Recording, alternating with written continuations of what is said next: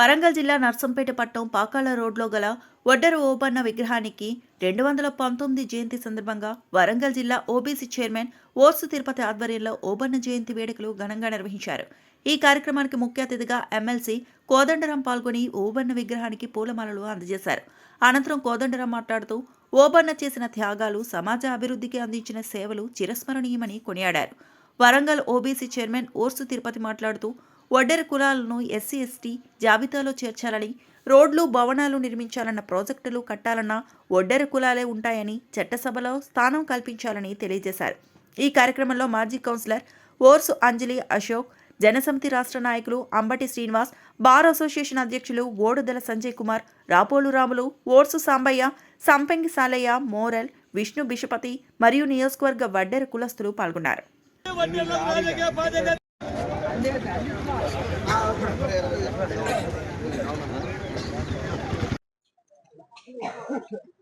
ఈ 130వ జయంతి ఉత్సవానికి ముఖ్య అతిథిగా గౌరవనీయులు పెద్దలు ఎమ్మెల్సీ కోదండరామ్ గారు వచ్చి వారికి పూలతోటి సత్కరించడం జరిగింది.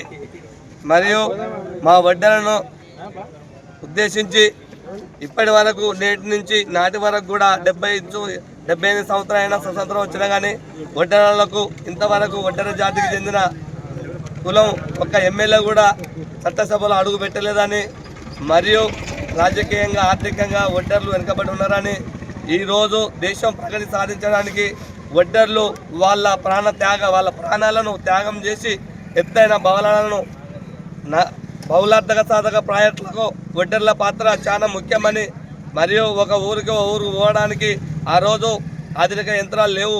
వడ్డెర్లే ఎక్కడ రోడ్డు పడితే అక్కడ గుడాలు వేసుకొని ఉండి మట్టి కందకాలు తీసి మట్టి పోసి బండ కొట్టి మరి బర్మలు పేలి ప్రాణాలు పోతున్న దేశ సేవ కోసం వాళ్ళు పనిచేసినారు. అట్లాంటి వడ్డెరలకు ఈ తెలంగాణ రాష్ట్రంలో మరి గుర్తింపు లేదు.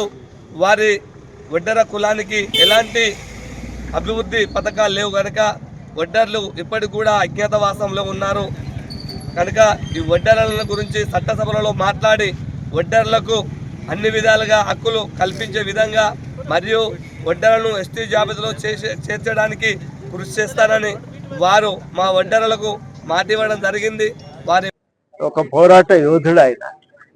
ఉయ్యాల నరసింహారెడ్డితో పాటు కలిసి బ్రిటిష్ వాళ్ళని గడగడలాడించినటువంటి వ్యక్తి ఆయన.